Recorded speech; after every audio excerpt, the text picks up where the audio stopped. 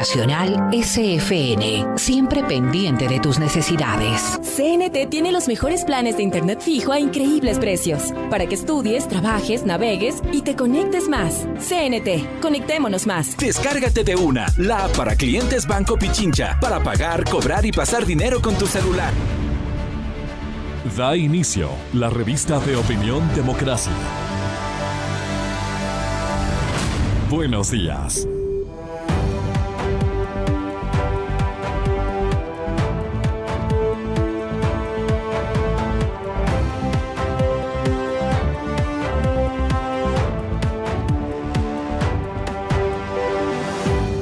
Buenos días, amigas, amigos. Estamos iniciando ya esta mañana de trabajo, viernes 29 de enero. Fecha especial también para el Ecuador, recordatorio, una fecha histórica, ¿no? El 29 de enero. Pero bueno, eso ha ido pasando, vamos avanzando. Nuestras relaciones con los vecinos, especialmente con el Perú, han ido cambiando, el valor del comercio se ha sumado, o sea, hay una valoración de lo que ha significado el proceso de paz y su consolidación. ¿Cómo reforzar eso? ¿Cómo avanzar? También es un reto para los gobiernos, para las generaciones, cómo buscar eso. Nos seguimos con el tema de la pandemia, se discute qué va a pasar en Carnaval. Pero claro, lo primero que estamos en discusión es qué hacemos el 7 de febrero. Y claro, lo que dice Diego, el metro de Quito. Ese metro de Quito, que está casi lista la obra, en marzo van a entregar la obra física. ¿Cómo la van a operar? ¿Cómo puede transformar la ciudad esa gran inversión del Ecuador a la capital de los ecuatorianos? En fin, esperemos que las autoridades tomen decisiones, no sigan dándose las vueltas, porque eso sí es. Queremos pasearnos, pero no en la versión virtual. Queremos entrar al metro que nos sirva para avanzar en la ciudad. Si no, todo va a convertirse en virtual y eso no es conveniente. Para iniciar, tenemos ya el contacto con el señor Guillermo Lasso, candidato a la presidencia de la República por Creo. Nos acompañará Vicente Albornoz. Señor Lasso, bienvenido, buenos días. Vicente, bienvenido, buenos días. Señor Lasso, muchísimas gracias, Francisco, gracias por la invitación. Estoy en la ciudad de Riobamba desarrollando la agenda de campaña y con mucho gusto atenderé y responderé sus preguntas. Muchísimas gracias, señor Lasso. Entonces, en Riobamba ha tenido una agitada, casi, digamos, finalización de campaña. Vicente Albornoz ya nos acompaña, está saboreando, por lo que vimos, un buen café. Felicitaciones a Vicente, esperamos que sea café lojano. Señor Lasso, está con nosotros Vicente Albornoz, también nos va a acompañar.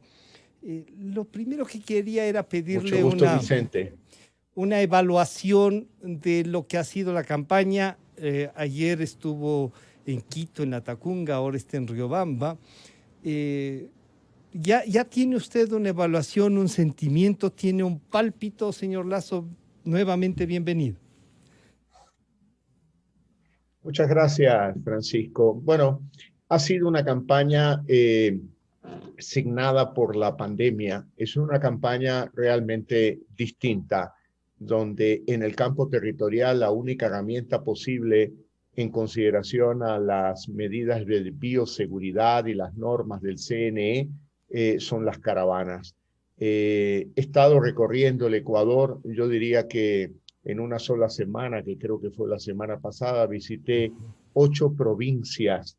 En esta semana he estado en Guayaquil, he estado en Quito, he regresado a Guayaquil, luego volví a retomar la agenda en Latacunga, Ambato, Riobamba. Hoy estoy en la mañana en Riobamba y viajo de inmediato para Babahoyo, donde tendremos también una caravana allá. Ha sido una campaña, como digo, especial por la pandemia, pero en los últimos días se ha vuelto una campaña sucia, muy violenta, muy dura, muy agresiva, al punto en que quienes se han puesto nerviosos por sus caídas en las encuestas han llegado ayer hasta la falsificación de un dominio donde pusieron un plan de gobierno falso de Guillermo Lasso, donde dijeron cosas falsas. Pero en todo caso, lo importante es que tenemos una gran receptividad del pueblo ecuatoriano, una gran emoción, una gran alegría, un gran entusiasmo.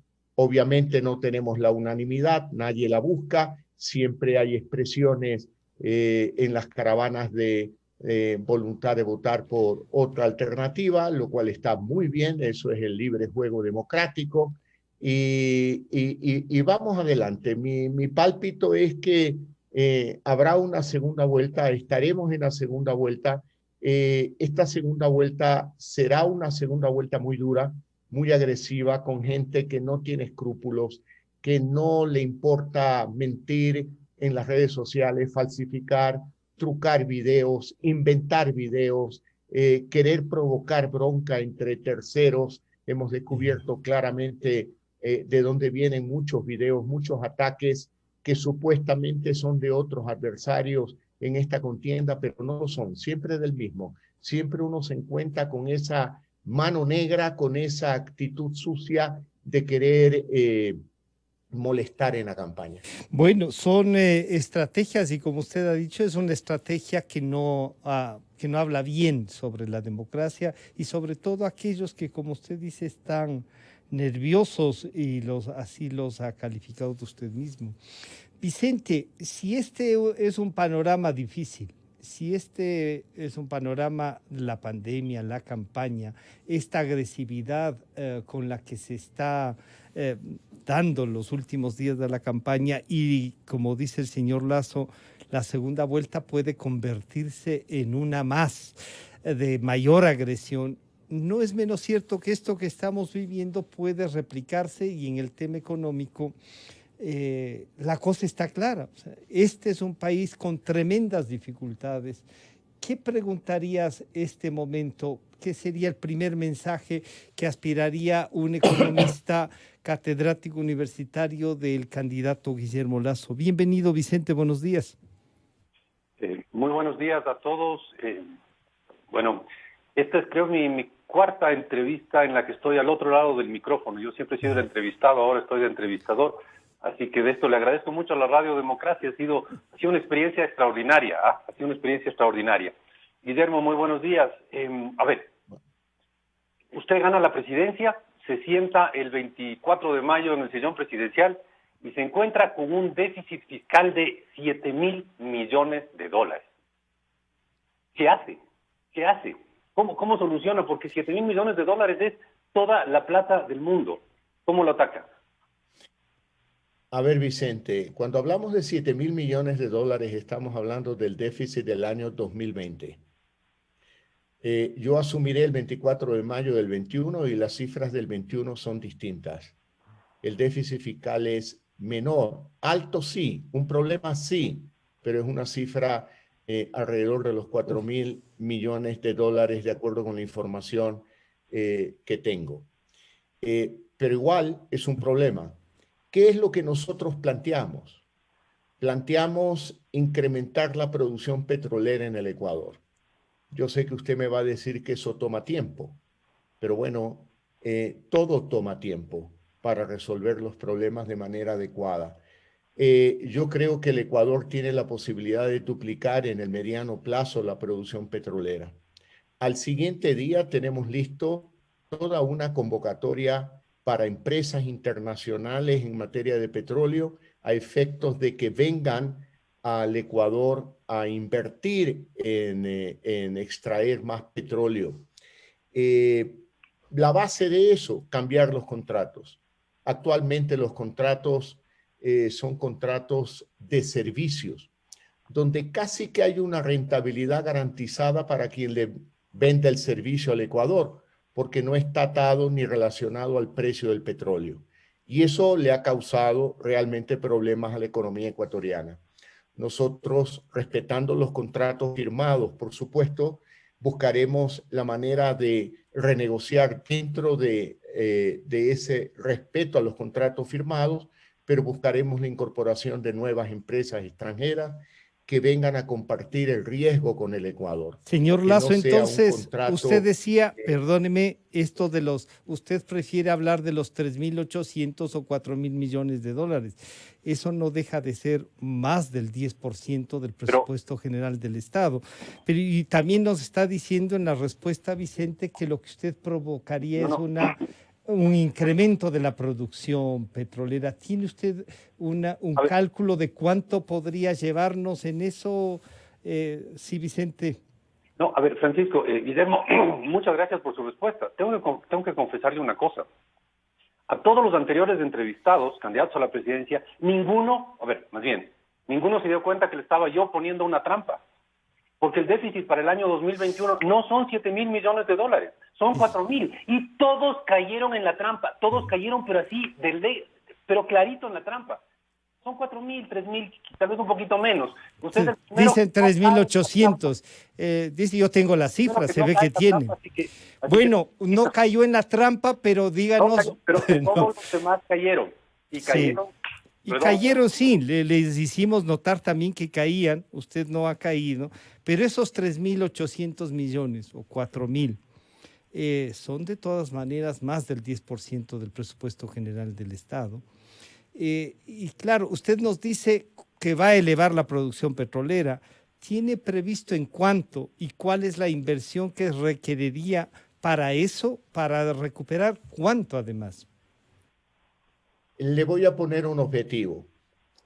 De acuerdo con los expertos en materia petrolera, el Ecuador tiene reservas probadas por cerca de 4.800 millones de barriles de petróleo. Y producimos 520.000, no nos hemos movido alrededor de la cifra de 500.000 barriles diarios.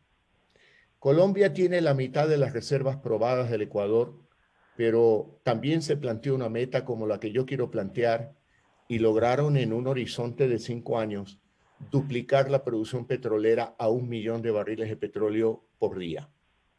Esto no se logra de la noche a la mañana. Esto se logra trabajando diariamente, permanentemente. Ahora, otras medidas. Todos nos quejamos de la corrupción. Yo creo que la corrupción se lleva una buena cantidad de los recursos del Estado. Luego la ineficiencia. Miren, Francisco y Vicente, las refinerías del Estado, las tres, Esmeralda, Suchufindi y La Libertad, reciben aproximadamente 170.000 barriles diarios de petróleo y nos devuelven apenas 110.000 barriles de combustibles. Ahí hay una merma, ahí hay un hueco negro, nadie lo explica, pero eso le cuesta al Ecuador a precios de $50 el barril de petróleo cerca de $1.000 millones al año. Pues tenemos que frenar el drenaje de esos dólares que se pierden. Ahí puedo cuantificar en un solo rubro la cantidad que podemos ahorrar acelerando un proceso de concesión de la administración de las tres refinerías. Yo creo que eso es realmente importante. Y luego el Ecuador también tiene un potencial minero impresionantemente grande, comparable a Chile o Perú. Tenemos que impulsar proyectos mineros que cumplan para mí con dos condiciones. La primera, que sí es posible, la aplicación de tecnología que respete el medio ambiente. Y la segunda, una consulta a las comunidades. Porque tampoco vamos aquí por objetivos plenamente económicos a causar problemas sociales en el Ecuador. Eso no lo vamos a hacer. Y luego tenemos energía eléctrica. El Ecuador produce cerca de 8.000 megavatios de energía eléctrica al año. Consumimos 4.000. Es energía más barata, más limpia. Deberíamos acometer un proceso de modernización, de conversión. Por ejemplo, las estaciones de bombeo de las camaroneras que utilizan motores a diésel pueden utilizar motores eléctricos y sería aún más conveniente para ellos, abaratando el costo de la energía, teniendo energía limpia. ¿Qué se requiere? Tendido eléctrico. un proyecto de cerca de 300 millones de dólares para llevar el tendido eléctrico hasta los lugares donde los camaroneros puedan tomar la electricidad y llevarla a sus estaciones de bombeo. Luego, el transporte público. Antes de ir al transporte, perdón, señor Lazo, antes de ir al transporte, me gustaría, no sé si Vicente, en esta parte que es un poco el ver la parte extractivista, que es una de las definiciones en esta campaña, se la ha planteado. El señor Lazo nos acaba de decir que tomar en cuenta el tema de las consultas. No sé si eso puede ser un tema nacional o estrictamente local, pero económicamente hablando, Vicente, ¿cuánto se requiere para esto que nos plantea? En lo de energía eléctrica nos toca pagar las buenas y malas, pero ya están. ¿Y las otras, Vicente, se puede cuantificar? Bueno, si que son mineros privados, nada. Es cuestión de que los mineros privados inviertan. Más bien el Ecuador ahí se beneficia si es que tú logras atraer la inversión privada. En ese sentido, la inversión privada no le cuesta al Estado, al contrario, algún rato le genera impuestos, le genera ingresos. Uh-huh. Y entonces ahí... Yo diría que al inicio... De acuerdo. Yo coincido con Vicente, Francisco. Yo quisiera poner un panorama para poner en contexto las ideas que estoy planteando, los conceptos que estoy planteando, los programas que estoy planteando. El Estado ecuatoriano en este momento es un Estado ilíquido, con un déficit que bordea los 3.500 a 4.000 millones de dólares, para ser un poco más preciso. Con un endeudamiento, un sobreendeudamiento. Yo creo que tengo una cifra superior a los 60.000 millones de dólares, con una deuda externa renegociada, que por el momento no es un problema. Pero es un Estado solvente. Y digo solvente porque tiene patrimonio, pero un patrimonio muy mal administrado. Por lo tanto, todos estos proyectos, probablemente excepto el del tendido eléctrico hacia los sectores productivos, todos estos proyectos tienen una condición: la participación del sector privado, porque el Estado no tiene recursos, y la participación del sector privado por la vía de concesión. Ejemplo, Francisco, que lo pongo porque he recorrido esa carretera: Machala-Guayaquil, Guayaquil-Babahoyo, Babahoyo-Quevedo, Quevedo-Santo Domingo, Tandapi-Quito. Son cerca de 600 kilómetros aproximadamente, no es exacto el dato. 600 kilómetros a un valor de inversión promedio por kilómetro de 3 millones de dólares. En unos casos es ampliación, en otros casos es construcción. Estamos hablando de una cantidad de más de 1.700, 1.800 millones de dólares. En el momento en que concesionemos la carretera, pues en ese instante la economía empezará a recibir esos dólares, a generar empleo para el maquinista, el albañil, el electricista, y se producirá un encadenamiento de inversiones, porque la mediana empresa que fabrica los uniformes de los trabajadores en las carreteras, la mediana empresa que vende cascos y guantes de protección, y hasta la microempresa de aquella madre de familia que hoy vive con $1 y a base de una chaucha puede cocinar comida que envía a vender en los campamentos donde se construyen las carreteras. Ese es el camino, Francisco. Yo quiero ser claro, no hay un camino por el cual el Ecuador aspire a tomar deuda para invertir en carreteras, para invertir en petróleo, para invertir en refinerías.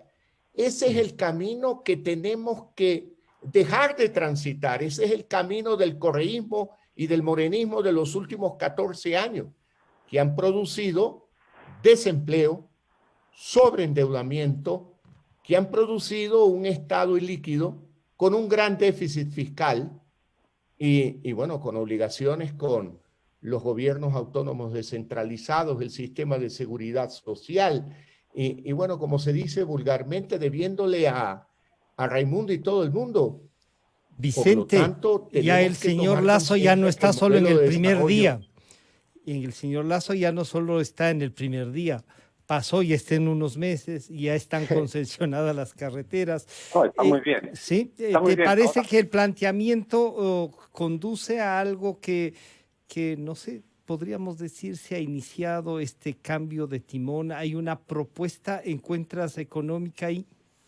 no, es evidente, y además es una propuesta que no necesita de plata estatal, que es el gran problema, y que yo, no sé, me es difícil transmitir. No hay plata en el gobierno, necesitamos que alguien más ponga esa plata.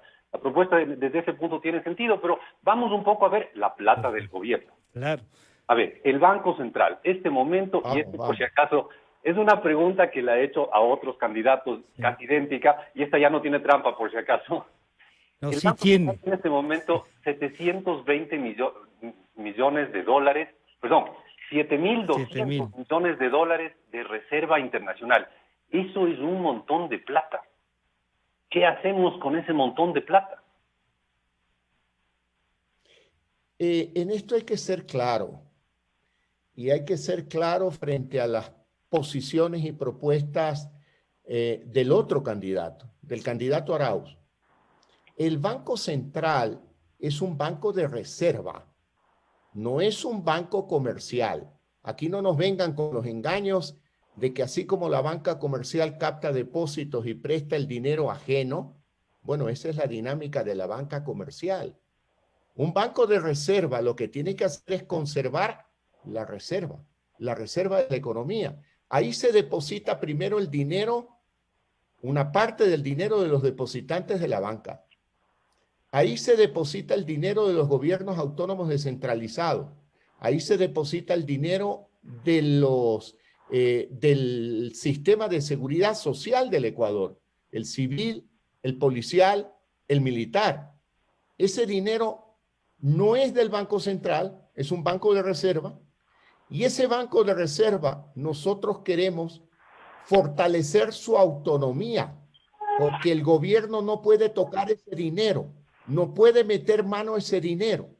No quiero ponerme dramático, pero si mañana llegase una corrida bancaria y la banca necesita retirar del Banco Central el dinero para pagar a los depositantes, resulta que el Banco Central en manos del señor Arauz le va a decir, no tengo dinero porque se lo he prestado al gobierno, como ya lo han hecho. Las peores prácticas de un banquero las cometió Correa. ¿Por qué? Porque se llevó 7.000 millones de la reserva, donde deberían haber 14.000 aproximadamente. Hay un déficit de 7.000, una deuda. ¿Y sabe lo que hizo Correa? Lo que hicieron los banqueros del año 99.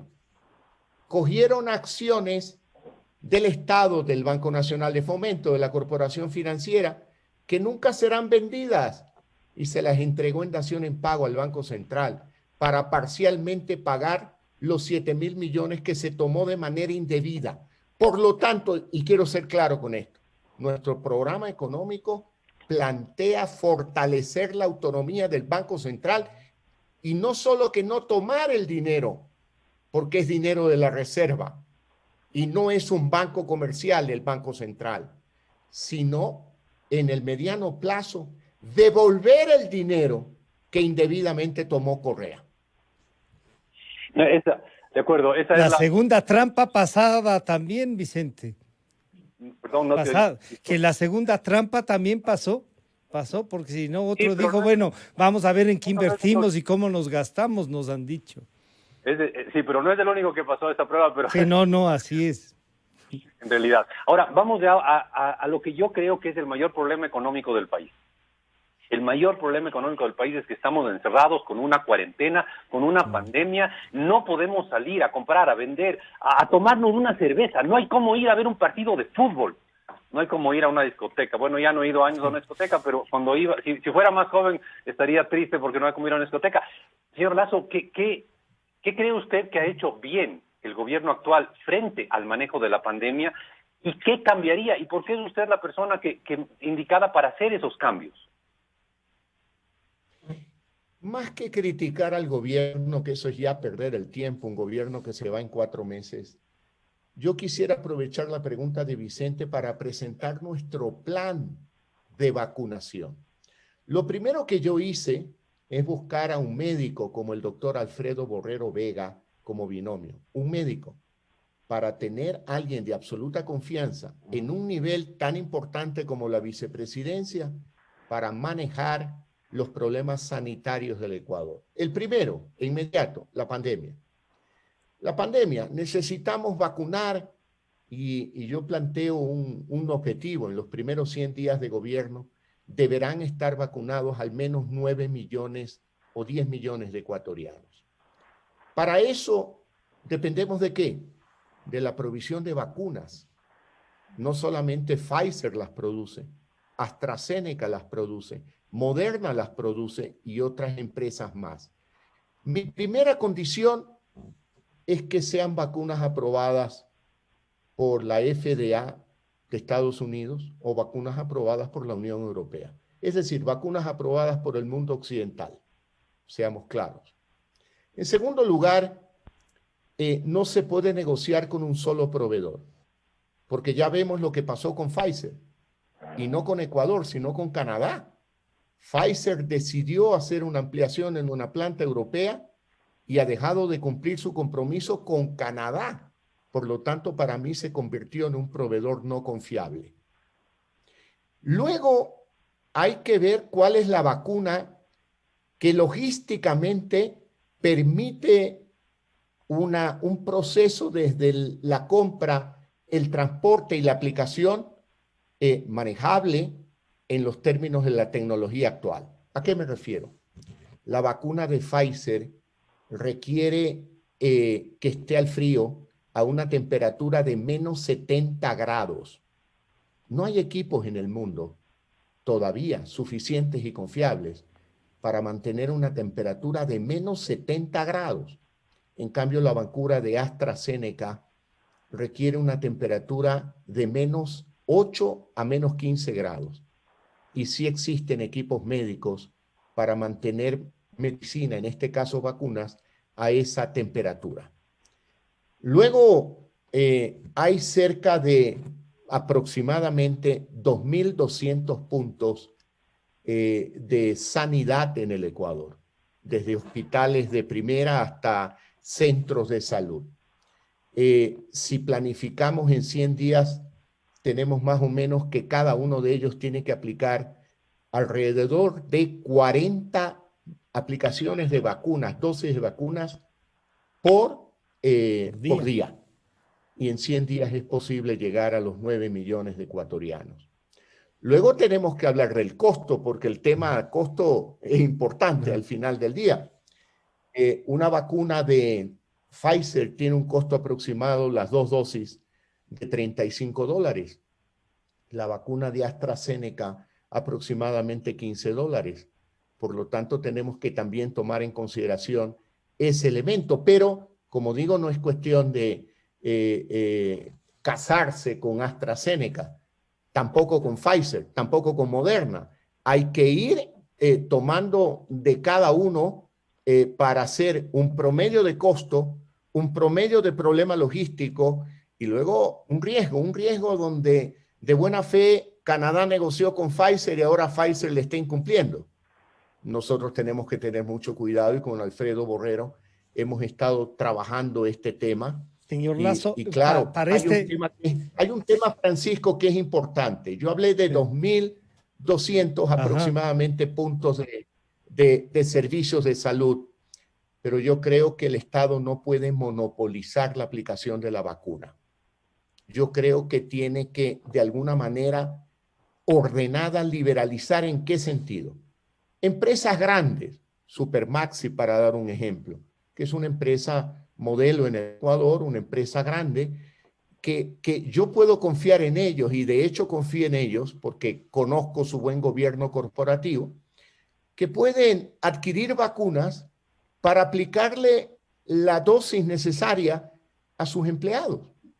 Y bueno, si usted empieza a contar con estas Supermaxis como Pronaca, como mi comisariato, como puede ser Sardinas Real, entonces usted puede inclusive hacerlo aún en menos tiempo.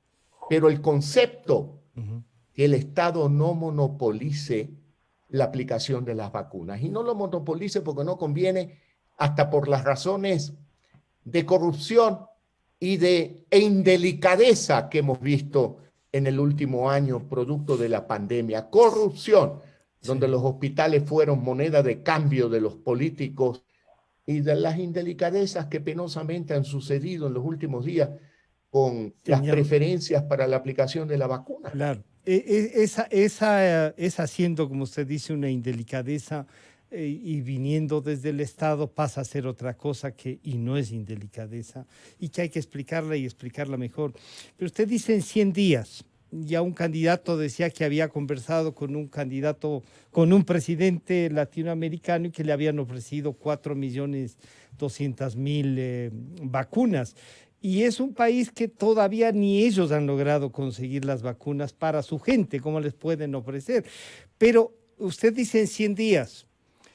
¿Usted tiene estudios, se ha acercado ya hacia los productores y sabe que le pueden ofrecer 10 millones de vacunas, o sea, 20 millones de dosis para hacerlo en esos días? O también, como usted ha dicho, hay el riesgo de una negociación que no le puedan cumplir en 100 días. Es un poco peligroso el poner estas cifras, un poco que sí dan esperanza, pero que al mismo tiempo pueden decir, oiga, ¿de dónde nomás va a tener con los precios que nos ha dado, que irían desde 15 a $35? ¿Se puede ya conseguir en esos 100 días esa producción de vacunas, señor Lazo? Francisco, estamos comenzando desde ahora, porque no hacerlo desde hoy sería improvisar. Obviamente, en este momento, las productoras de vacunas en el mundo negocian con los gobiernos, y yo no soy gobierno por el momento, pero el Fideicomiso Salvar Vidas, que actuó en la pandemia, de todas maneras, no es privado, no es del gobierno, es una ONG, y con la plataforma de Salvar Vidas intentamos tomar contacto, no para que nos vendan vacunas ahora, sino para conocer el procedimiento, cómo lo hacen, cómo lo manejan. Y en esto, Francisco, yo también quiero ser claro. Yo voy a acudir a las embajadas de aquellos países donde están las fábricas de vacunas, precisamente para cubrir determinados riesgos, porque Pfizer es una empresa alemana, AstraZeneca del Reino Unido, Moderna, si tengo entendido y no me equivoco, tiene que ver algo España. Y bueno, tenemos que hablar con esos gobiernos, porque esta es una, digamos, no es, por un lado, frente a los proveedores, no podemos tener un proveedor único, ni tampoco pensar que esto es una negociación entre el gobierno y un privado. Hay que involucrar al gobierno del país donde está el proveedor. En segundo lugar, yo creo que Vicente dijo algo muy importante, muy importante. Hoy la vacunación se ha vuelto en un elemento fundamental del programa económico. ¿Sí? Porque si usted tiene un país cerrado, nadie consume, nadie vende, nadie, digamos, paga, nadie cobra, la microempresa está realmente golpeada. Ese es un problema muy grave, muy serio.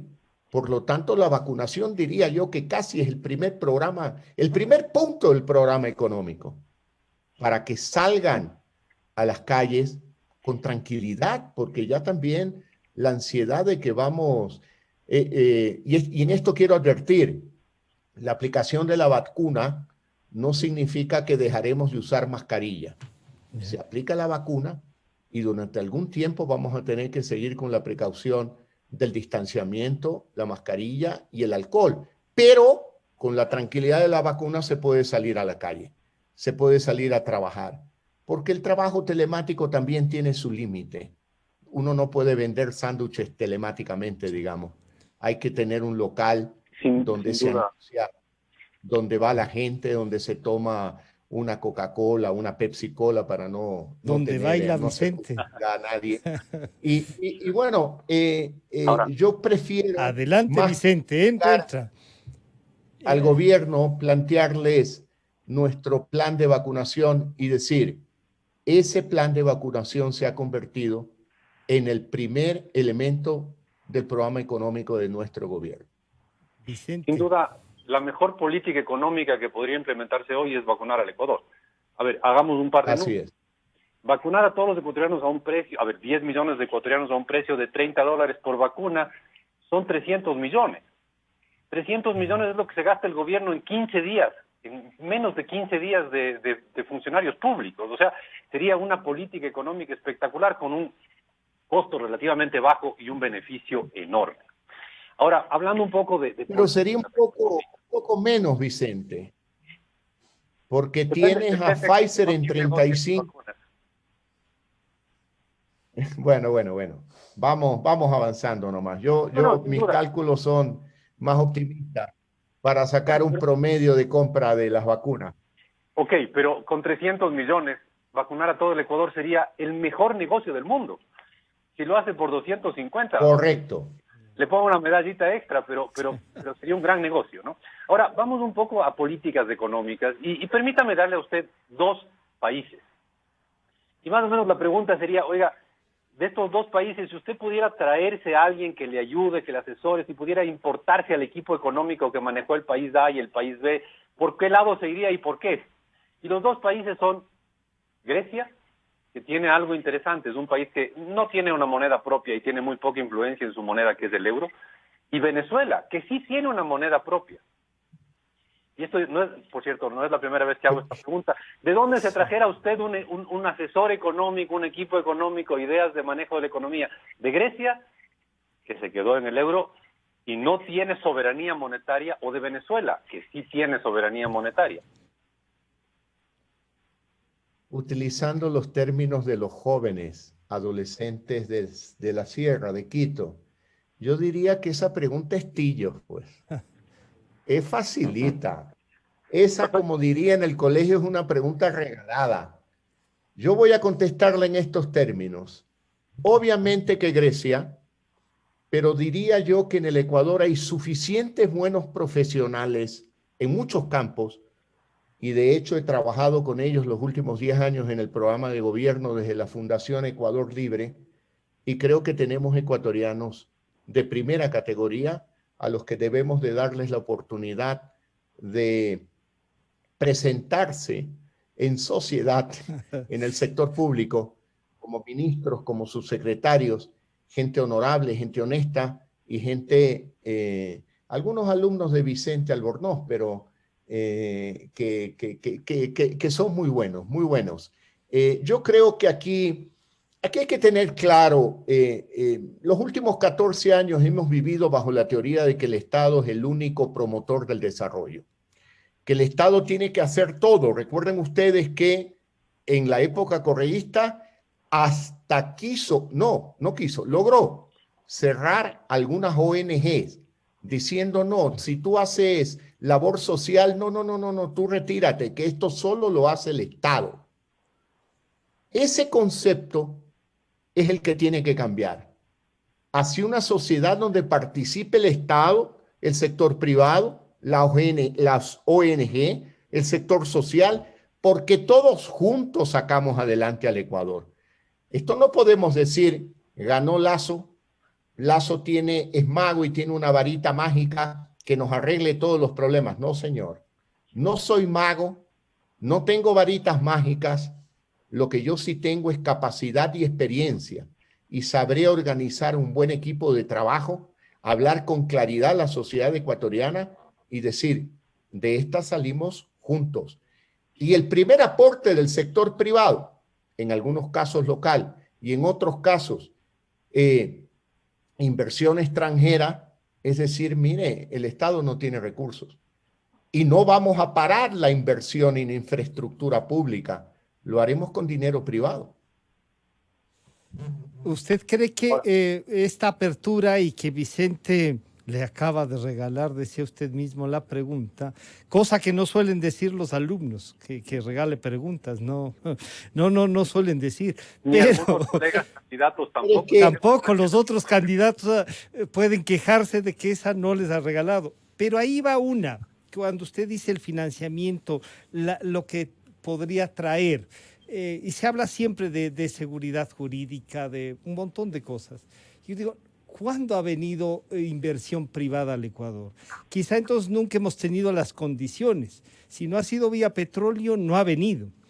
Y cuando se habla de venir, que venga la inversión y dicen, oigan, aquí están pagando unas tasas, cuando uno deposita entre el 1,7 al 6, dependiendo del tiempo que usted vaya a dejar la plata, y le plantean a usted, dicen, oye, ¿por qué no bajó usted, si usted en este negocio, por qué no han bajado las tasas de interés? ¿Cómo se vuelve más atractivo para que, cuando suelen decir que se parezca a Panamá, ¿cómo hace eso? ¿Por qué no ha pasado eso en su propio negocio, diría? A ver, Francisco, con todo respeto, vamos poniendo en orden algunas ideas. Yeah. Cuando hablamos de inversión, hablamos del mercado de capitales. Cuando hablamos de crédito, hablamos del mercado financiero. Para ambos, tanto el mercado de capitales como en el mercado financiero, hay un indicador que determina en el uno el cálculo de en qué tiempo espero recuperar mi inversión o la tasa de rendimiento que espero, y en el otro que tiene que ver con la tasa de interés. Y esto se llama riesgo país. El riesgo país del Ecuador, no tengo a la mano como estoy recorriendo más el Ecuador, de 1,000, no estoy dedicado ahora. 1,100 y pico de puntos. Está en más de 1,000 puntos. 1,000 puntos. ¿Qué quiere decir esto? Estamos hablando de que la mínima expectativa de rendimiento al capital que se invierte en Ecuador es 10%. Eso es altísimo. Ese es un país muy caro. Así no vamos a lograr inversión extranjera, ni vamos a lograr bajar las tasas de interés internamente, porque ese es un tema que no depende de un banco ni de un banquero, sino de la política económica, que genere confianza y seguridad a los actores económicos que actúan sobre expectativas que sobre realidades. Entonces tenemos que poner en orden la economía. Y hay un elemento que yo quiero introducir como un elemento nuevo en Ecuador, una novedad.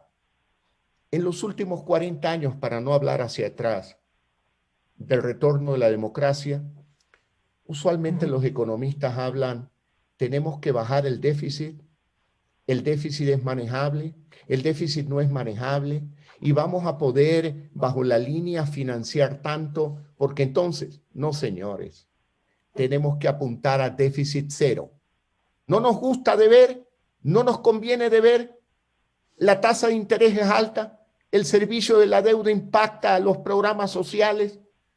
Entonces tenemos que en el mediano plazo apuntar a un objetivo, déficit cero. Y yo esto con claridad le he dicho al Fondo Monetario Internacional. Le digo, señores, ustedes están con unas cifras y un programa donde el Ecuador sigue con déficit. Por lo tanto, toda la vida tendrá que tomar deuda. Y yo digo, no. La solución al problema de la deuda es déficit cero. Una administración de las finanzas públicas impecables para no seguir demandando crédito. El endeudamiento del Ecuador supera los 60.000 millones de dólares en deuda interna y externa. Pero si usted a eso le suma los atrasos con municipios, prefectura, sistema de seguridad social y también el dinero que se le debe al Banco de Reserva, al Banco Central, la deuda supera los 70.000 millones de dólares. Son cifras muy, muy grandes. En un año 21, como consecuencia de la pandemia, el PIB nominal se ha achicado. Estará aproximadamente en los 95, 96 mil millones de dólares. Por lo tanto, el indicador de deuda PIB ha crecido no solo porque el monto de la deuda crece, sino porque el denominador, la base, el Producto Interno Bruto ha caído producto de la pandemia.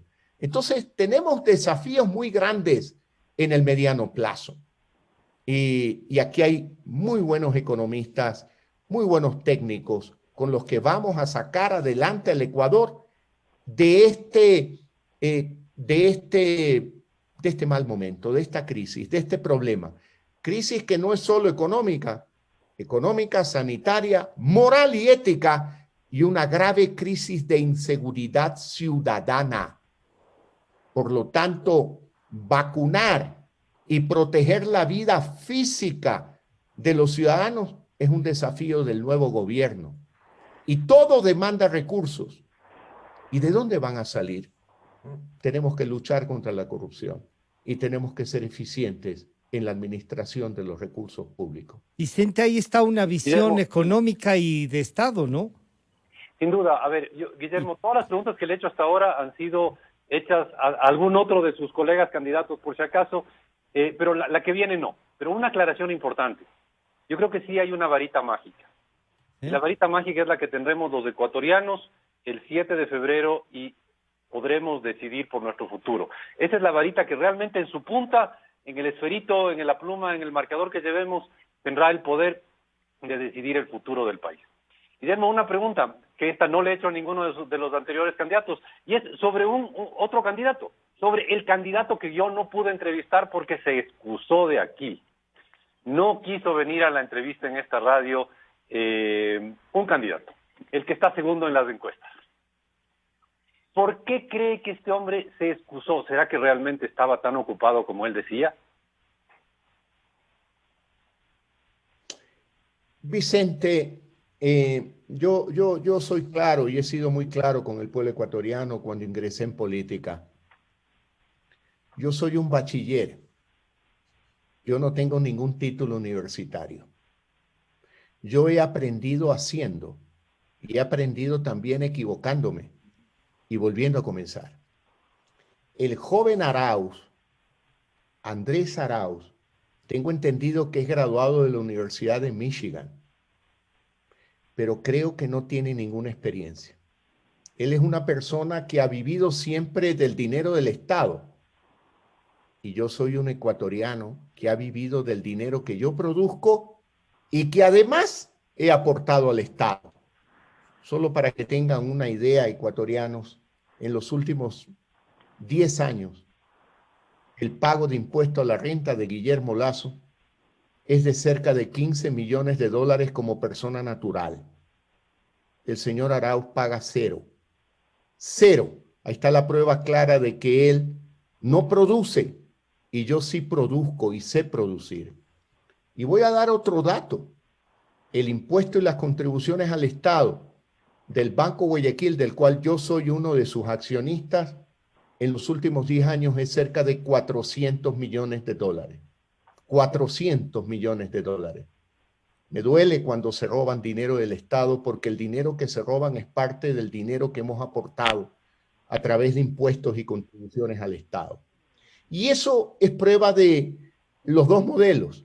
El modelo de un señor que solo ha vivido del Estado, que no tiene experiencia, que exhibe un título de una gran universidad americana, por cierto, pero que le plantea al Ecuador el camino de Venezuela, pues.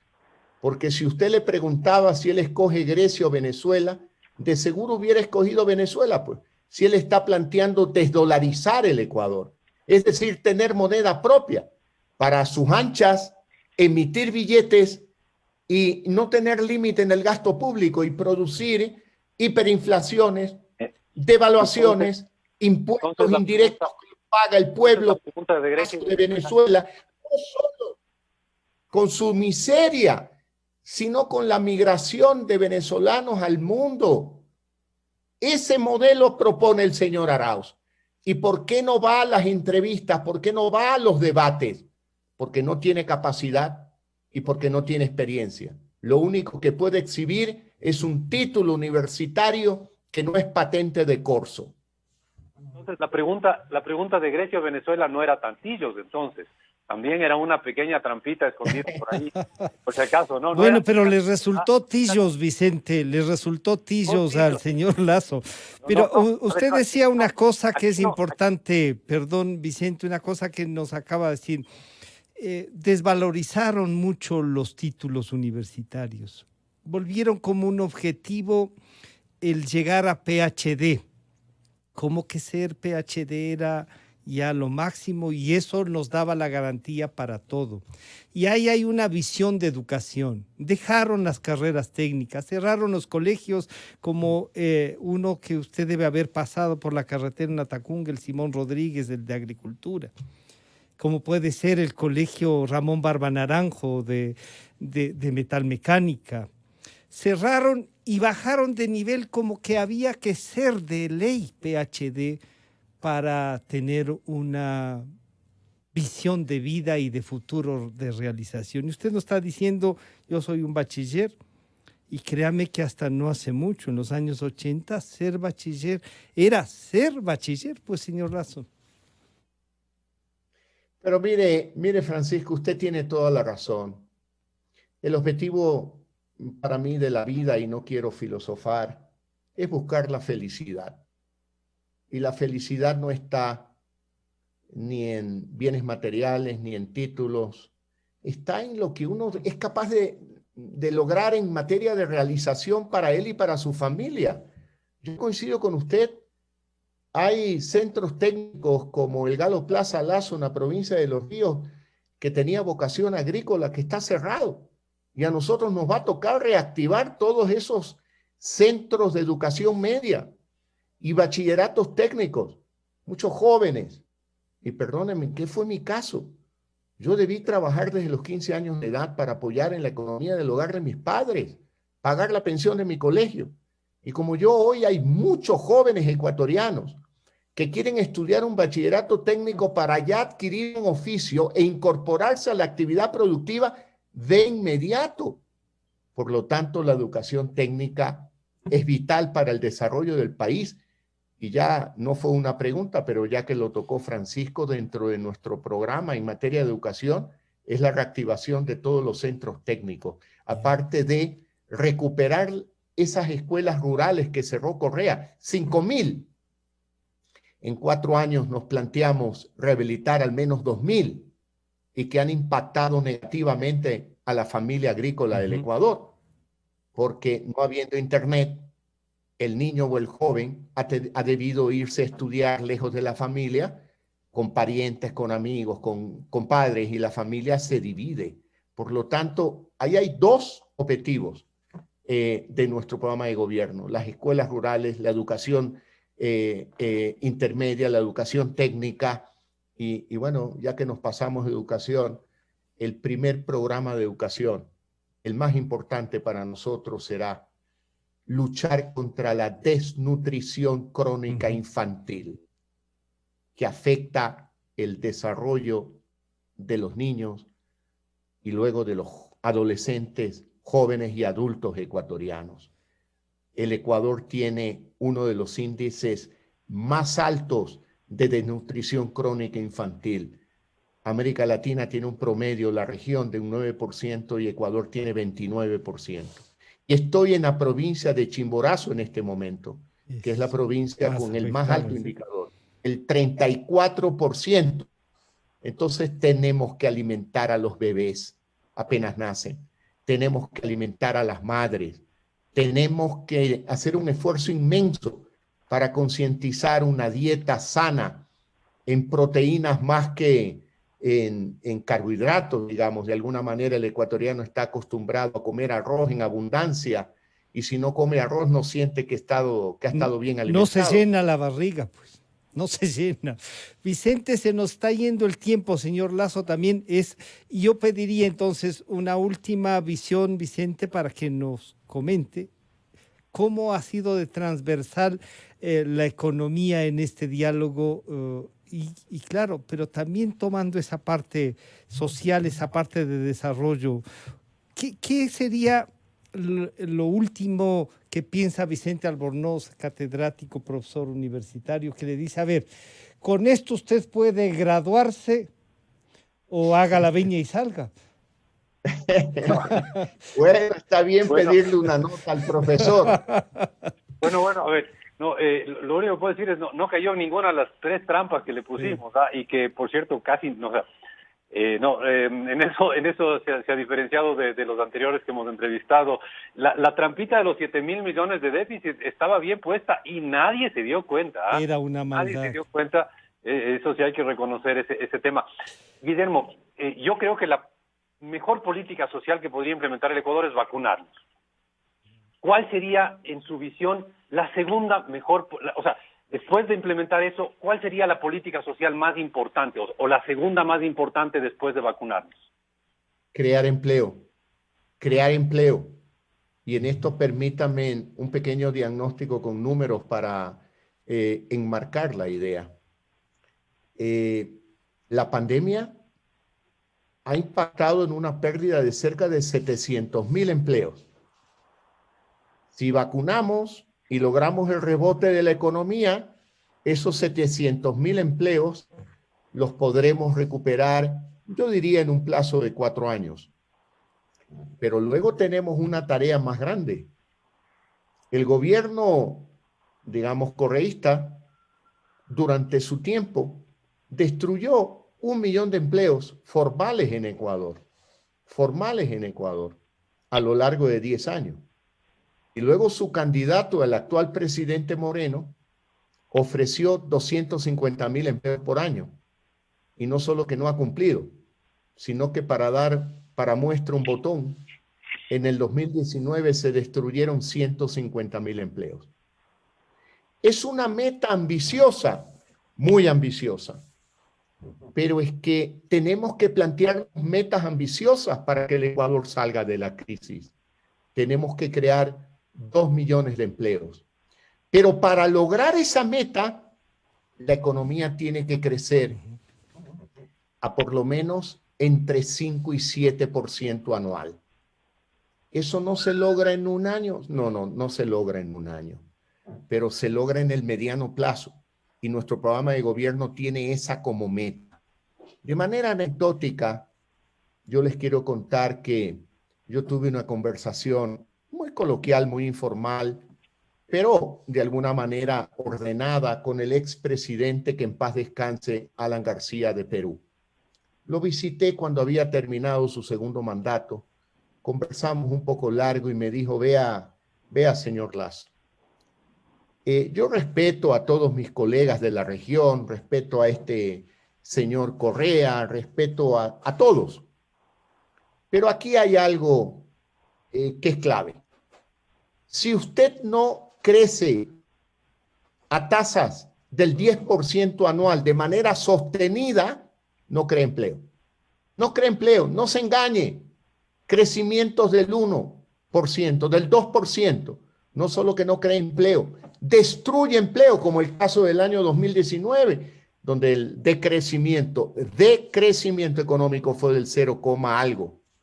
Eso no es suficiente. El Ecuador no puede vivir así. Tenemos que plantearnos metas como duplicar la producción petrolera, cómo explotar la minería, cómo modernizar el Ecuador con toda la capacidad de generación eléctrica que tenemos, cómo modernizar el Ecuador con telecomunicaciones para llevar Internet al campo y a la ciudad. Debemos optimizar el manejo de esas empresas públicas.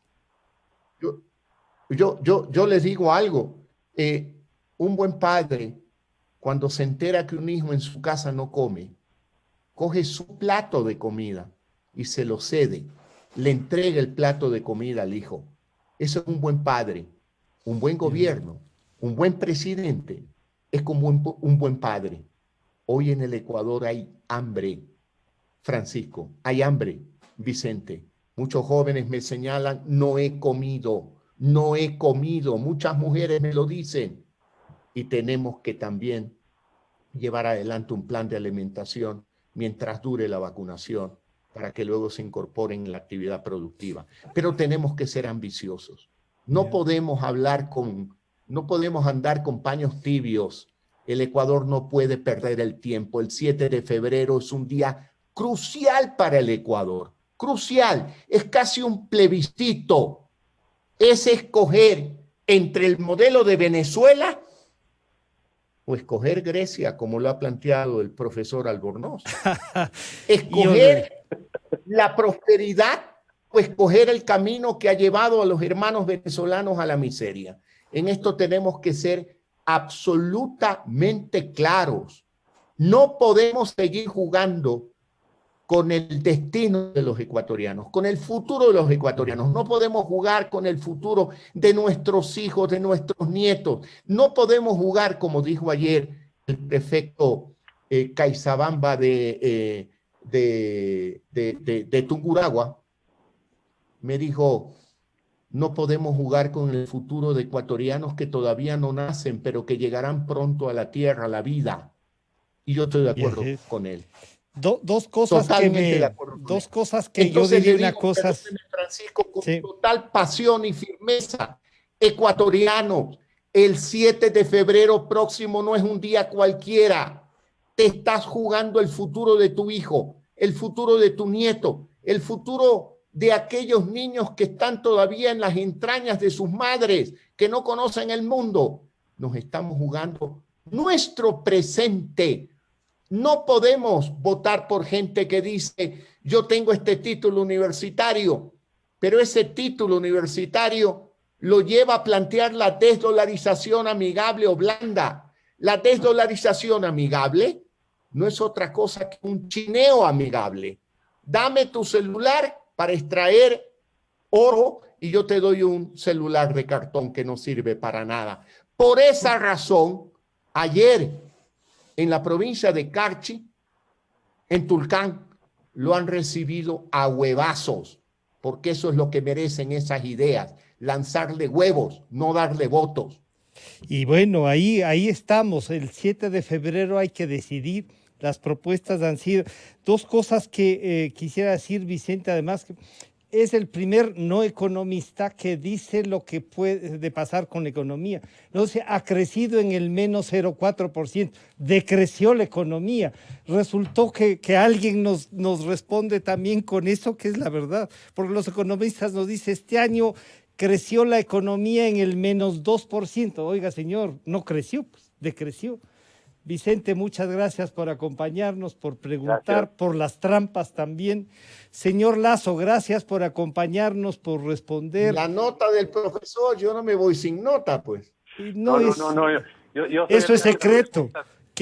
Yo la nota le paso el 7 de febrero. El 7, que vaya por secretaría.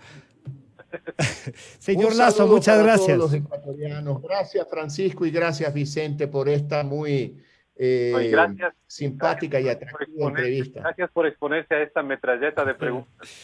Ha sido un gusto saludarles. Bueno, señor Lazo, Vicente, muchísimas gracias. Vamos de inmediato a la cadena nacional.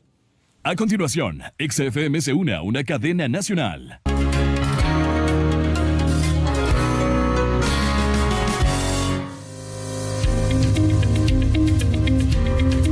La relación bilateral entre Estados Unidos y Ecuador vive su mejor momento. Comprobando que tanto el Ejecutivo como el Congreso de los Estados Unidos apoyan al Ecuador, reconocen lo que se ha hecho y que auguran futuros días de prosperidad para el Ecuador.